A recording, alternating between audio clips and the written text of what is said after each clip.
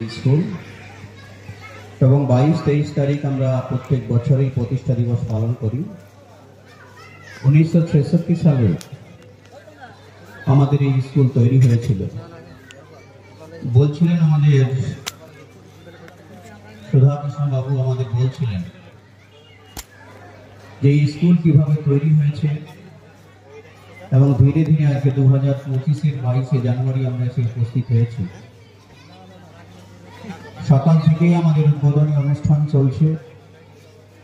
Blood donation camp থেকে শুরু করে আমাদের স্নেহের ছাত্রছাত্রীরা 9, 10, 11, 12-এর ছাত্রছাত্রীরা অত্যন্ত যত্ন সহকারে প্রধান শিক্ষকের তত্ত্বাবধানে আমাদের চক্ষু পরীক্ষা শিবির থেকে শুরু করে সামাজিক কাজের মধ্য দিয়ে প্রতিষ্ঠা দিবস পালন এবং কালকে আমাদের ছৌ নৃত্য এবং পুতুল নাচের মধ্য দিয়ে এই কলাইমুড়ি নেতাজি হাই স্কুল এবং এই স্কুলের যে আমাদের পার্শ্ববর্তী 10-15টা 20টা গ্রামের ছেলেমেয়েরা ছাত্রছাত্রীরা সবাই মিলে এই প্রতিষ্ঠা দিবস পালনে আমরা আন্তরিকতার সঙ্গে মিলিত হই।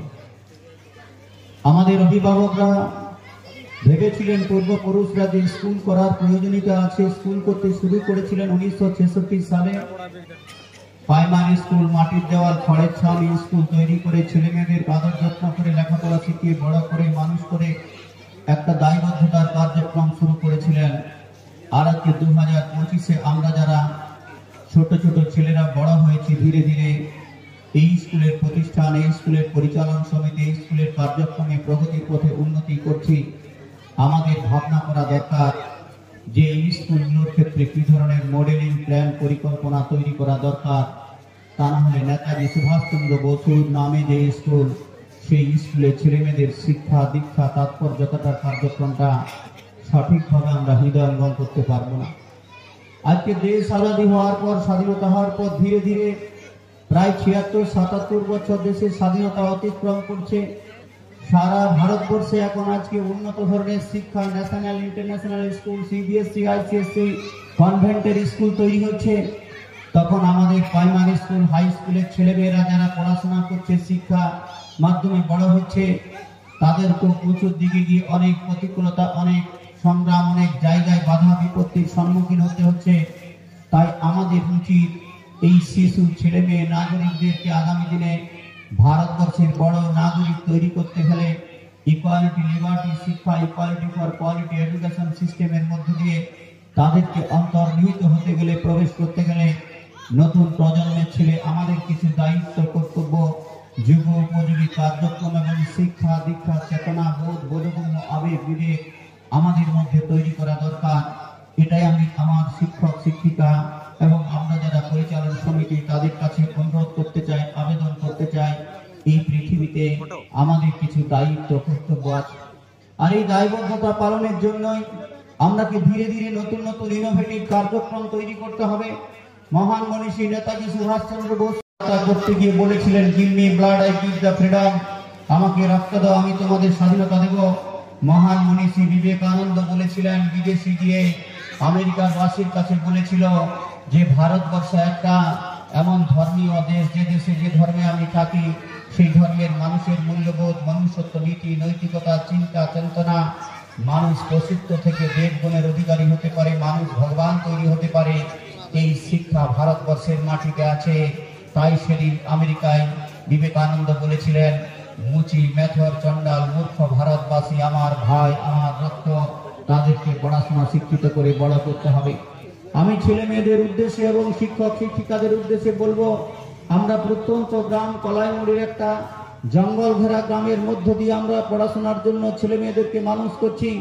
এই স্কুল আমাদের পূর্বপুরুষ যারা তৈরি করেছিল তাদের কাছে শিক্ষা নিয়ে, তাদের কাছে দীক্ষা নিয়ে, তাদের কাছে চিন্তা নিয়ে, তাদের কাছে চেতনা নিয়ে এই স্কুলের প্রতি, ছেলে মেয়েদের প্রতি, ছাত্রছাত্রীদের প্রতি, এই গ্রামগুলোর প্রতি যাতে ইকুয়ালিটি কোয়ালিটি এডুকেশন সিস্টেমের মধ্যে ফেলে তাদেরকে শিখিয়ে যে রকম সমস্যা আজকের দিনে যে শিক্ষা দরকার, যেটা গড়ে উঠলে নাগরিকরা গুড নাগরিক গড়ে উঠবে, ভারতবর্ষের মাটিতে মাথা উঁচু করে বাঁচতে পারবে, দাঁড়াতে পারবে, সেই শিক্ষায় ছেলে মেয়েদেরকে উদ্বুদ্ধ করা কার্যক্রমে দায়িত্ব কর্তব্য পালন করার জন্য যে ভাষাগত বৈপরীত্য, ভাষাগত বৈষম্য আছে, সেই হিন্দি, ইংলিশ, কম্পিউটার থেকে, এআই থেকে যে শিক্ষাগুলো শিখলে আমরা প্রকৃত নাগরিক হয়ে গড়ে উঠতে পারবো, সেই শিক্ষার জন্য এই স্কুলগুলোকে মোটিভেটেড করে প্ল্যান পরিকল্পনা করে সরকারি হোক অসরকারিভাবে ওই equality education system, CBSE, ICSE, national international education সিস্টেমের মধ্যে